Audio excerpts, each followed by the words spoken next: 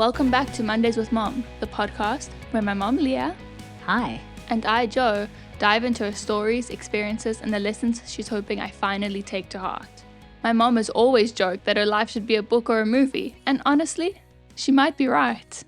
I've spent my whole life hearing these stories, and I think they're too good to keep to ourselves, so we're sharing them with you, one episode at a time.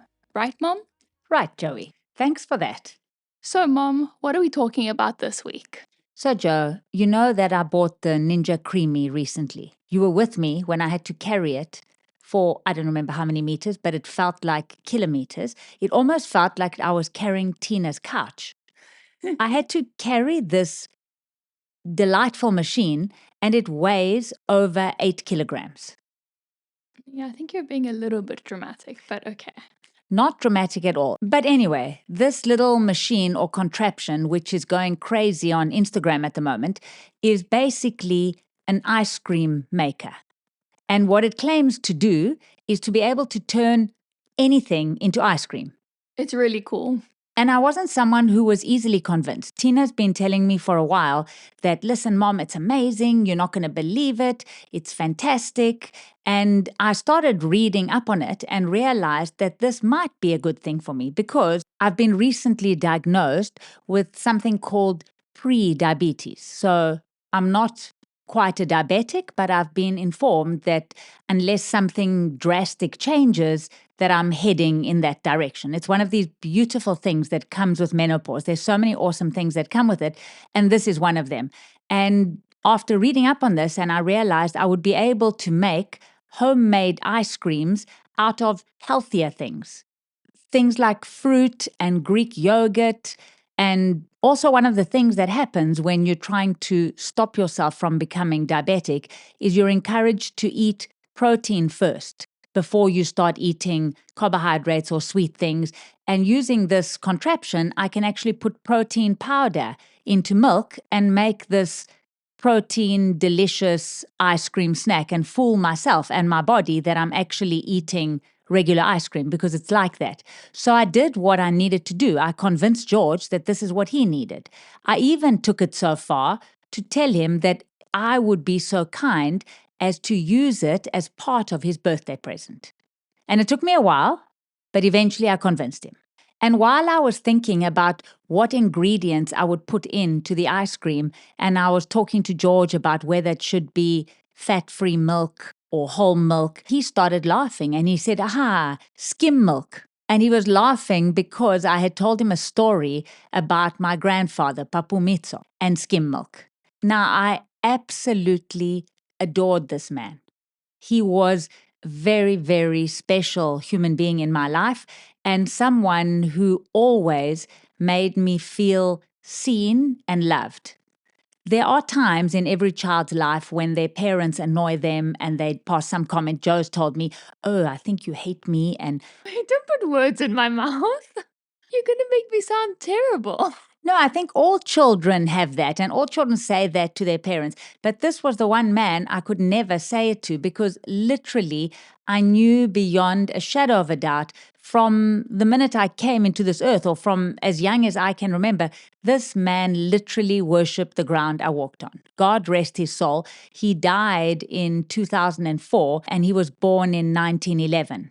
And I was always totally amazed at what this man had seen in his lifetime. So he grew up at a time where electricity wasn't a common thing. He grew up at a time when cars were very, very rare and only royalty had them. People were traveling on horse-drawn carriages, and that would have been rich people, or horse-drawn trams. There were no telephones. There was so much technology that he actually witnessed. Yeah. He literally witnessed electricity coming in, telephones coming in, cars coming in, public transport coming in, TVs coming in, computers coming in, the internet coming in, paid cable TV coming in. Man was going to the moon during his life. And also, he managed to live through both world wars. And in fact, he actually fought in the Second World War. And one of the things I'm going to mention it now because I'll come back to it later, I remember him telling me when he fought in World War II, he was one of the people that were on the mountains in Albania, where a lot of Greek soldiers were, fighting against the Italians. And at that stage, he was still single, and he was 31 years old when he fought in the Second World War. So he was young. He was young, but I guess old for a soldier. And I remember him telling me how absolutely difficult it was because they faced these really, really cold conditions, snowy, icy, and they didn't have the protection they needed. My sister and I used to love listening to his stories. And I remember asking him once if he had ever killed anyone. And he looked at us simply and said, I have no idea. He said, maybe I did, maybe I didn't. And we couldn't understand. What does that mean? He said, I was so petrified. I hid behind this rock and I just shot. He said, possibly I may have killed a few of my own people. I have no idea who I killed and who I didn't, if I've ever killed anyone. He said it was the most frightening experience. And one of the things that happened to him is because of wearing boots that didn't have thick enough socks on the inside, he ended up with a condition called chilblains. So his feet were slightly deformed, and also his toenails had grown really, really thick. And this is important, which I'll mention later on. But my grandfather was born and bred and grew up and spent most of his life in Athens in Greece. And my sister and I were both born in Athens, and we had the pleasure or the privilege of having my grandfather babysit us frequently.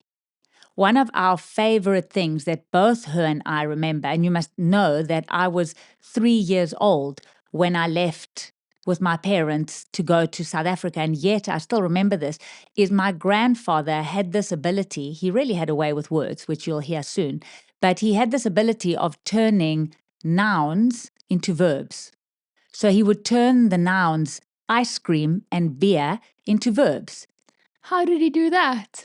It's difficult to explain in English, but when I say it in Greek, what he would tell my sister and I is "Pame na pagotisume" and "Pame na birisume." So directly translated, let's go ice cream and let's go beer.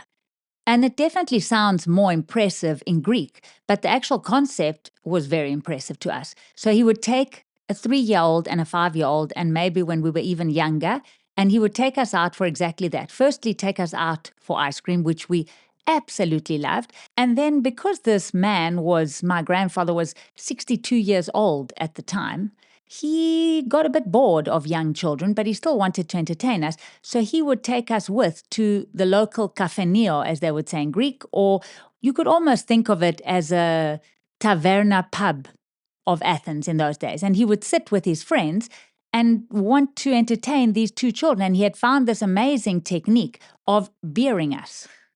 He would give us sips of his beer. So you were getting drunk. We really were. He would give us sips of his beer. We thought this was amazing. The 2 of us would fall asleep, and he would be able to socialize with his friends.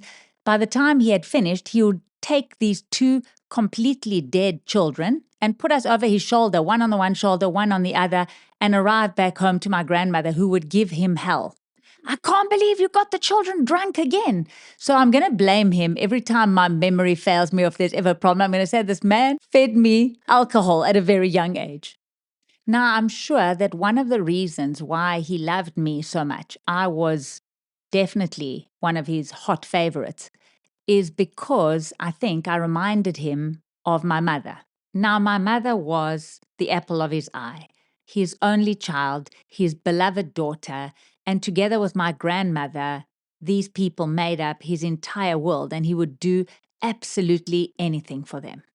So growing up, he didn't have an easy life. He had an older brother and sister, and when he was born, very shortly after he was born, his mother died. And his father, dealing with young children and a baby, took on a second wife. And he had a child with his new wife, and then she died. And I know what you guys are thinking, but I don't think he was bumping off his wives. I didn't get that impression. You've never even met him. What impression would you get? Okay, I haven't met him, but I have met a lot of Papu's sisters and brothers, and none of them give that vibe of our dad was. But anyway, going back to the story, Joe, he then took on a third wife and had 4 children with her, and she died.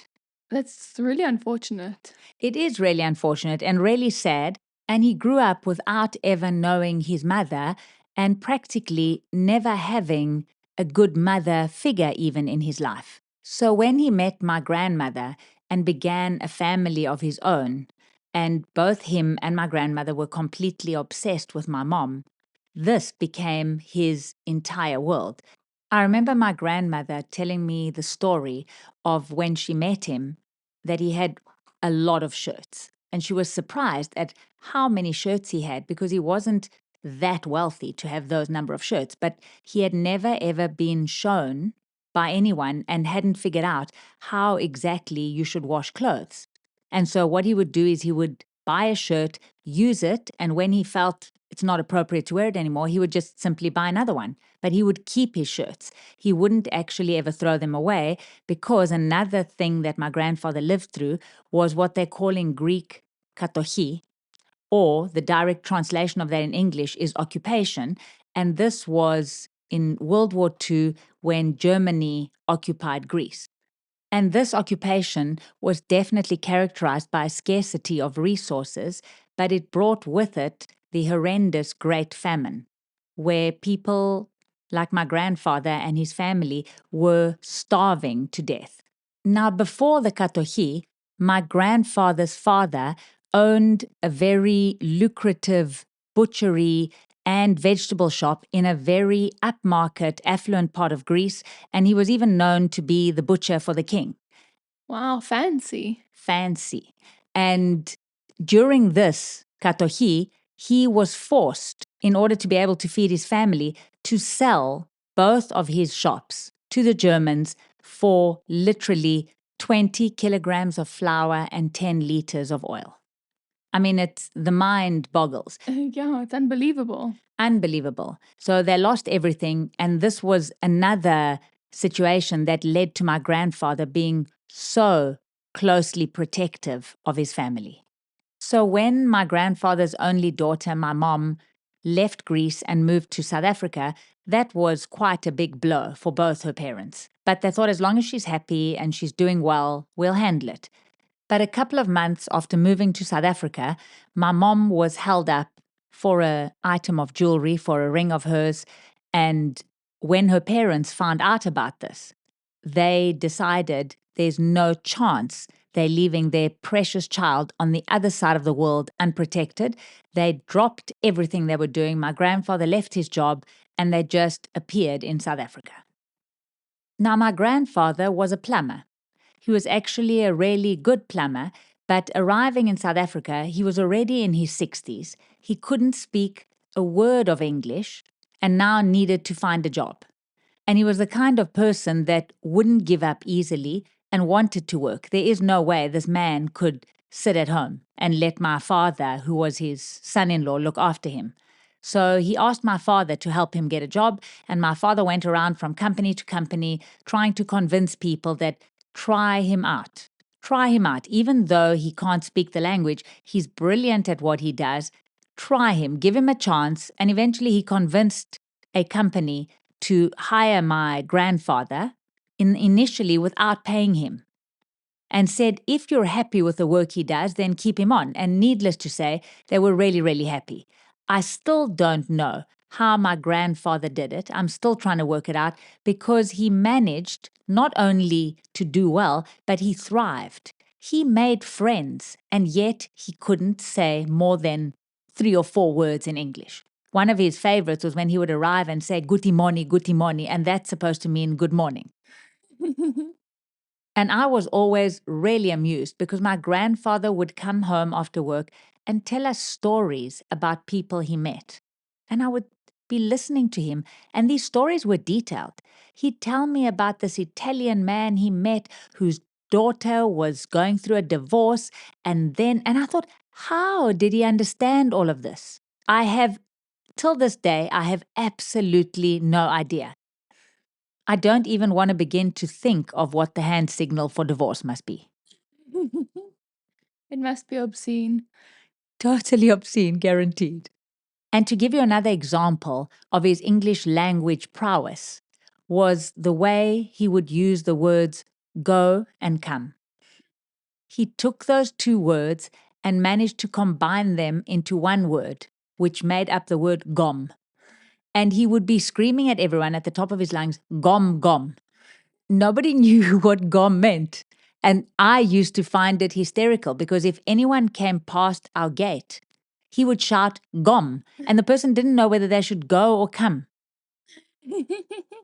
So now I'm going to go back to the story I had told you guys in World War II where his feet had become deformed. It feels like a throwback at this point after all the other stories. This is a throwback. So using his fantastic communication skills, my grandfather was able to get the gardener who was pruning trees to help him use the tree pruning shears to cut his thick toenails.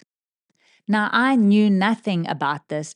I hadn't witnessed this little exchange, and I walked out of the kitchen to see the gardener holding this massive pair of scissors, these massive shears. It looked like Edward Scissorhands would be proud. And he was holding this with my grandfather's foot between them. And I nearly had a nervous breakdown. I really. Oh my word. I thought this man is going to actually lose his foot altogether. You do not, no matter how thick your toenails are, you do not cut them with gardening shears. And since I was a really good granddaughter, or I think I was, and this dear soul absolutely adored me, I did what I needed to do. I took him to a podiatrist, which brings up the next habit he had. My grandfather would go out and buy Chappies chewing gum in bulk. Just to clarify for the non-South Africans listening, Chappies is an iconic, famous brand of bubblegum that's from South Africa that comes in all sorts of flavors and has these bright, colorful wrappers that on the inside have trivia facts printed on them. Yes, Jo, and everybody loves Chappies. The facts on the inside always begin with the question, did you know?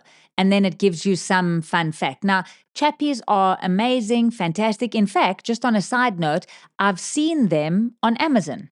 People can buy them there. Maybe we should order. Or ask Chappies to sponsor us. And my grandfather would keep a few of these Chappies, 4 or 5, in his pocket for very select moments. And I'll give you an example. I would take my grandfather to the podiatrist who would use his fancy machinery to file down those thick nails.